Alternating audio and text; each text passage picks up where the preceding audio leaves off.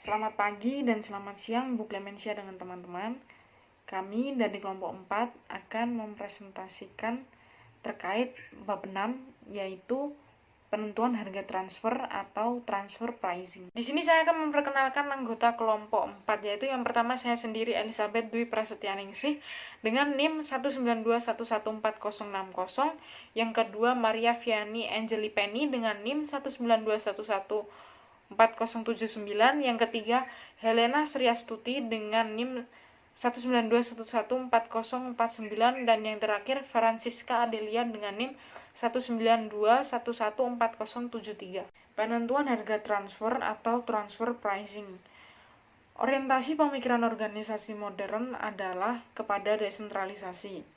Salah satu tantangan utama dalam mengoperasikan sistem yang terdesentralisasi adalah merancang suatu metode akuntansi yang memuaskan untuk transfer barang dan jasa dari pusat laba yang satu ke pusat laba yang lain dalam perusahaan yang memiliki transaksi ini dalam jumlah yang signifikan. Pembahasan yang pertama yang akan kita bahas di sini adalah tujuan penentuan harga transfer. Nah, apa aja sih tujuan penentuan harga transfer itu?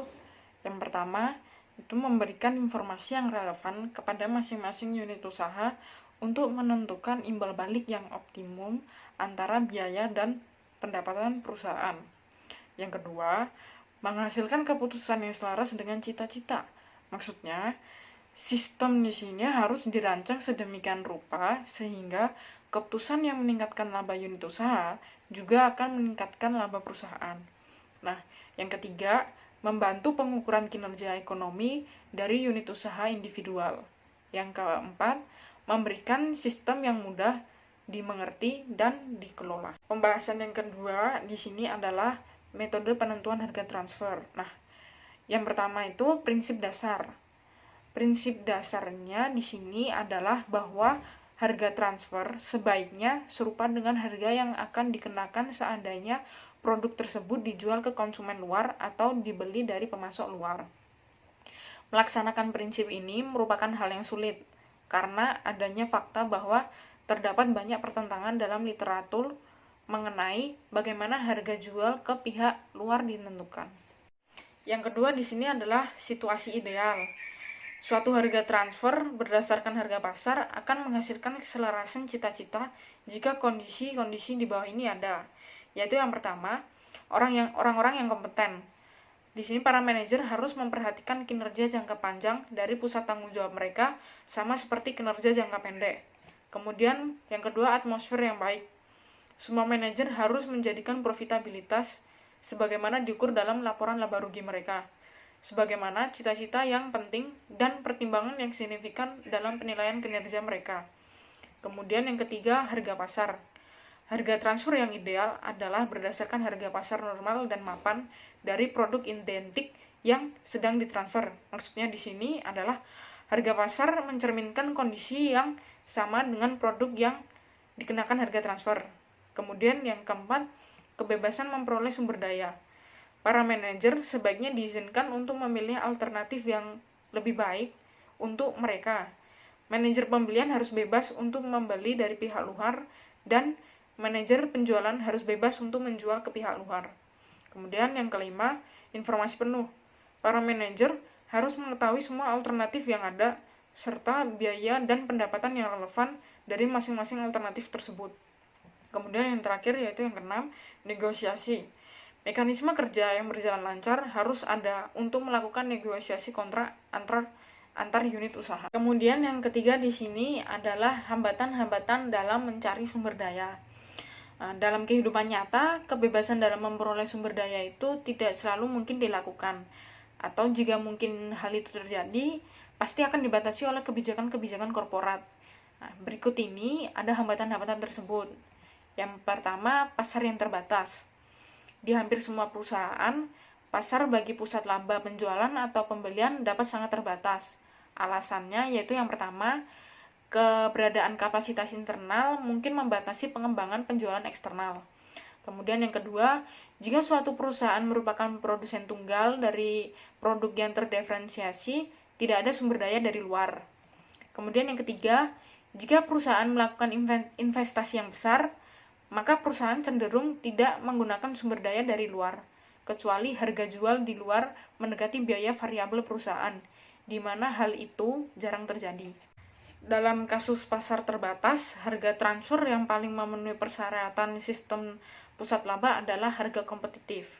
Untuk mengetahui tingkat harga kompetitif jika perusahaan tidak menjual atau membeli produknya ke pasar bebas itu ada beberapa cara.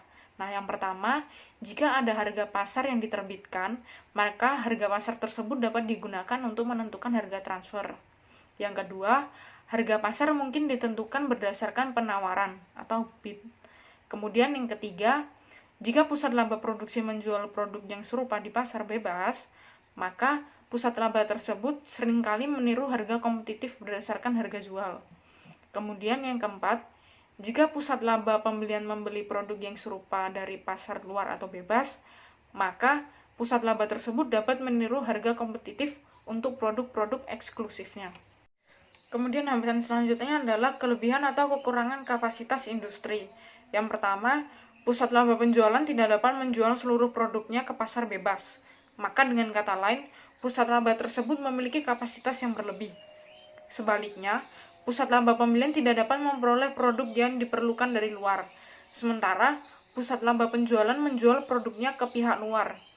Situasi ini terjadi ketika terdapat kekurangan kapasitas produk di dalam industri. Dalam kasus ini, output dari perusahaan laba pembelian terhalang dan kembali. Laba perusahaan tidak dapat optimal. Kemudian selanjutnya, pusat laba pembelian di beberapa perusahaan akan lebih memilih berurusan dengan pihak dari luar perusahaan. Alasannya di sini karena yang pertama, anggapan bahwa pihak luar memberikan pelayanan yang lebih baik. Kemudian yang kedua, persaingan internal yang terkadang muncul dalam perusahaan yang divisional. Kemudian selanjutnya, tidak ada jaminan bahwa suatu pusat laba akan secara sukarela membeli dari sumber di dalam perusahaan ketika terjadi kelebihan kapasitas. Nah, meskipun ada hambatan dalam memperoleh sumber daya, harga pasar tetap merupakan harga transfer yang baik. Jika harga pasar tersedia atau dapat diperkirakan, gunakanlah hal itu.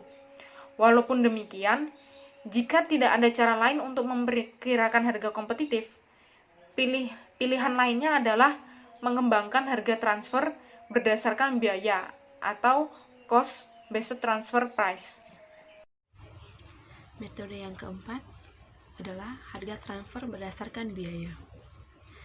Jika harga kompetitif tidak tersedia, maka harga transfer dapat ditentukan berdasarkan biaya ditambah laba. Ada dua keputusan yang harus dibuat dalam sistem harga transfer berdasarkan biaya. Keputusan yang pertama mengenai bagaimana menentukan besarnya biaya, dan keputusan yang kedua bagaimana menghitung markup laba. Dasar biaya. Dasar yang umum adalah biaya standar.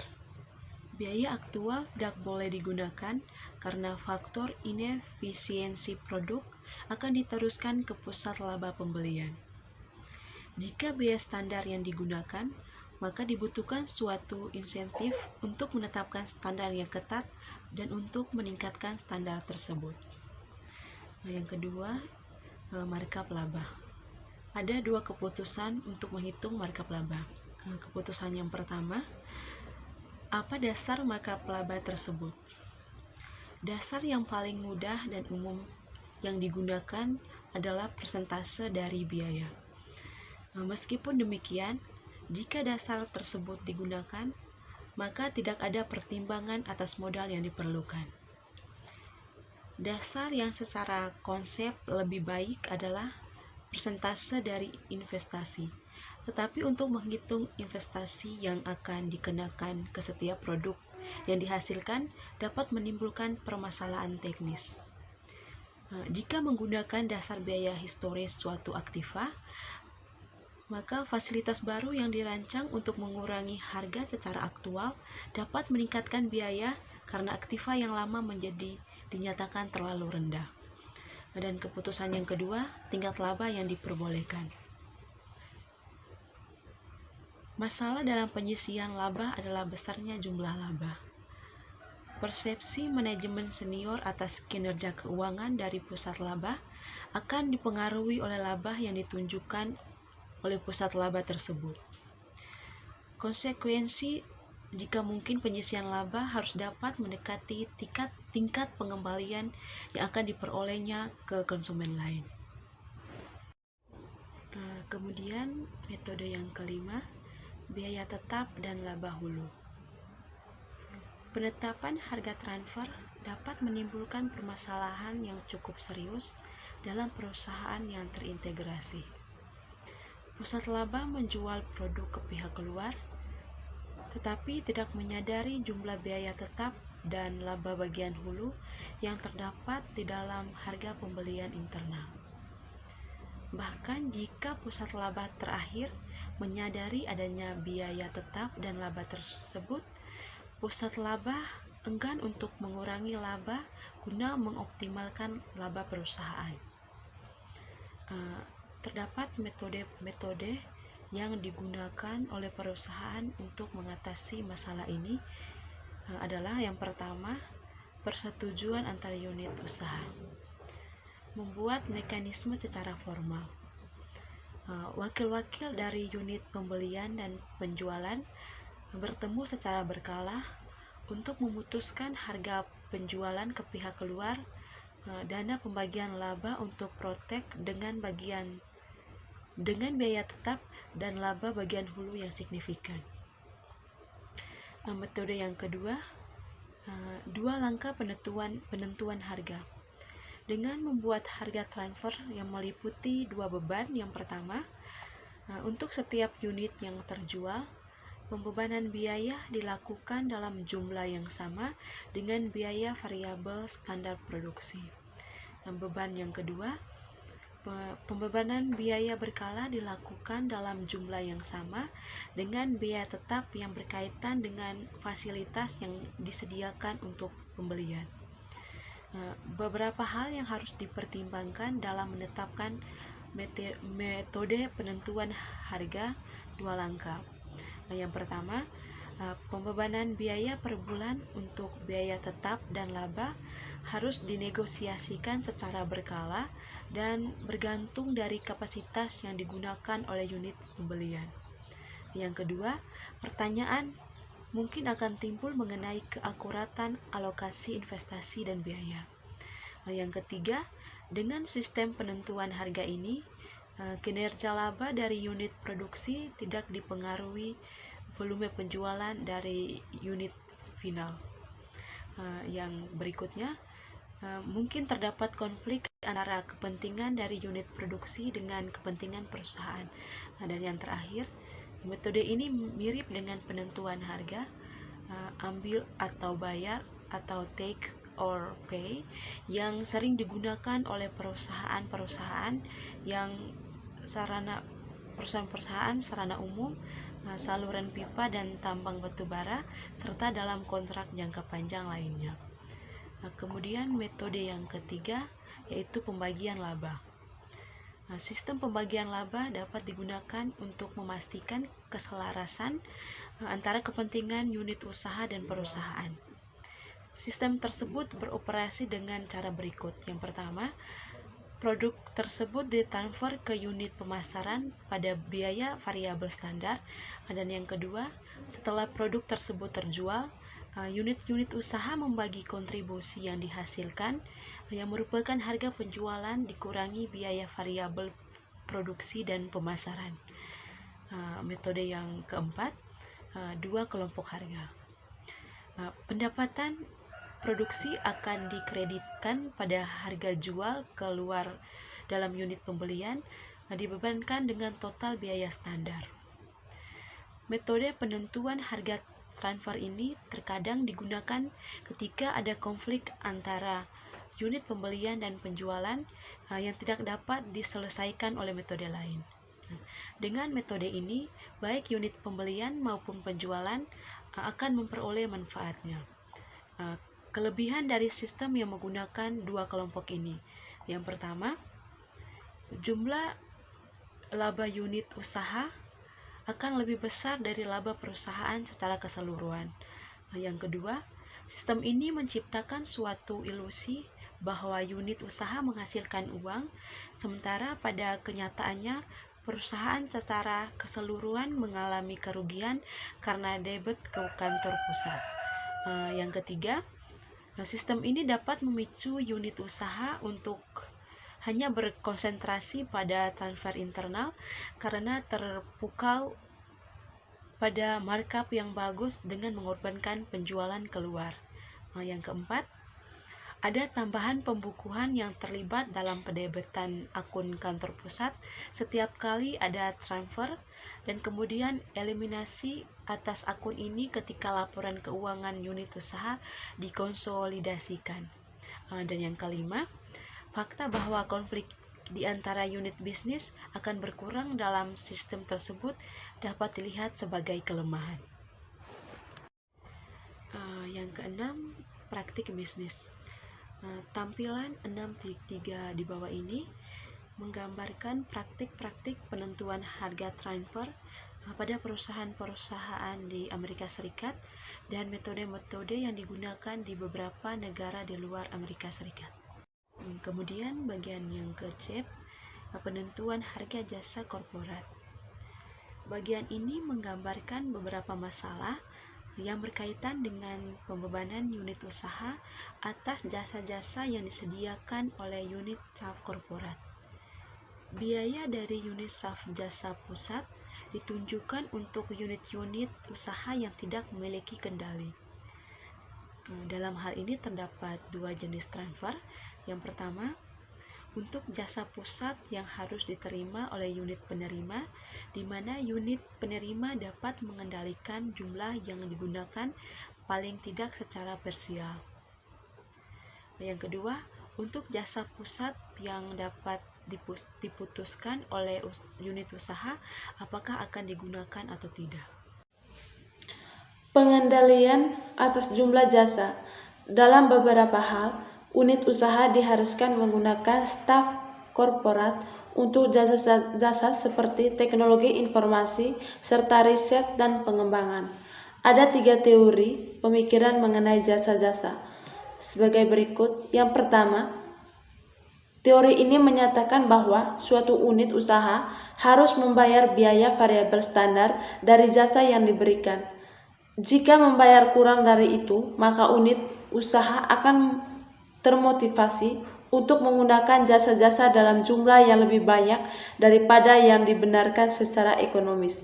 Yang kedua, teori pemikiran ini menyarankan harga yang sama dengan biaya variabel standar ditambah bagian yang wajar dan biaya tetap standar, yaitu biaya penuh atau full cost.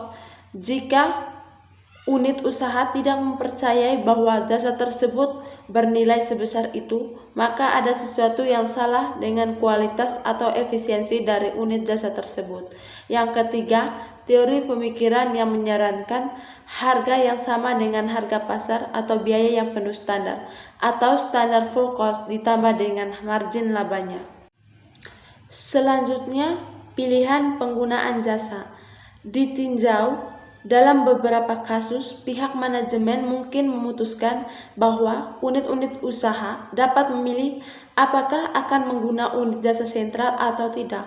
Dalam hal ini, unit-unit bisnis dapat memperoleh jasa tersebut dari pihak luar, mengembangkan kemampuan mereka, atau lebih memilih untuk tidak menggunakan jasa sama sekali.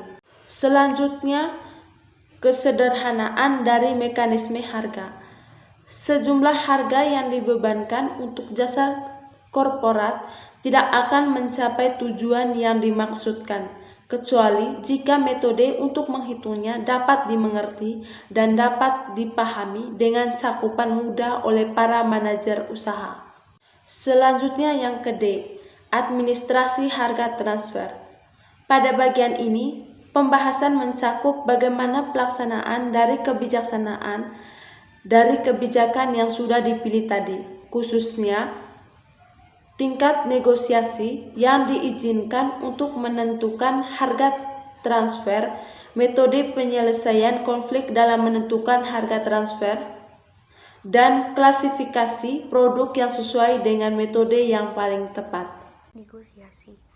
Hampir semua perusahaan unit usahanya menegosiasikan harga transfer satu sama lain. Maksudnya, harga transfer yang tidak ditentukan oleh kelompok staf pusat. Salah satu alasan yang paling penting untuk hal ini adalah kepercayaan bahwa dengan menetapkan harga jual dan mencapai kesepakatan atas harga pembelian yang paling sesuai merupakan salah satu fungsi utama dari manajemen lini. Alasan lain bagi unit usaha menegosiasikan harga transfernya adalah bahwa unit bisnis biasanya memiliki informasi yang paling baik mengenai pasar dan biaya-biaya yang ada, sehingga merupakan pihak yang paling tepat untuk mencapai harga yang pantas. Unit-unit usaha yang harus mengetahui aturan dasar yang dijadikan patokan dalam melakukan negosiasi harga tersebut. Yang pertama, kantor pusat menginformasikan kepada unit-unit usaha bahwa unit usaha tersebut bebas berinteraksi satu sama lain, dengan syarat bahwa jika impas, maka bisnis tersebut tetap harus di dalam perusahaan.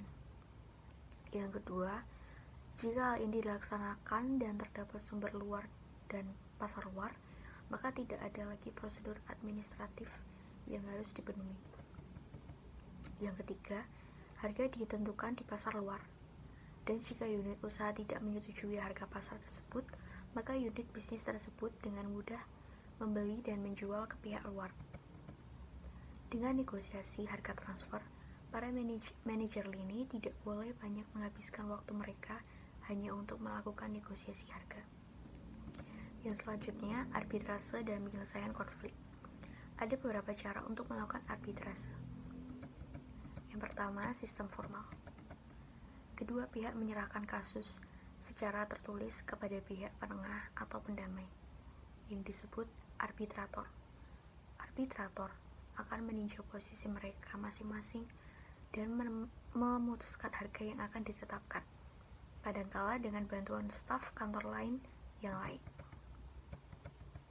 Yang kedua, sistem informal. Presentasi sebagian besar dilakukan secara lisan. Hal yang sangat penting adalah sekecil apapun arbitrase yang terjadi tetap harus diselesaikan.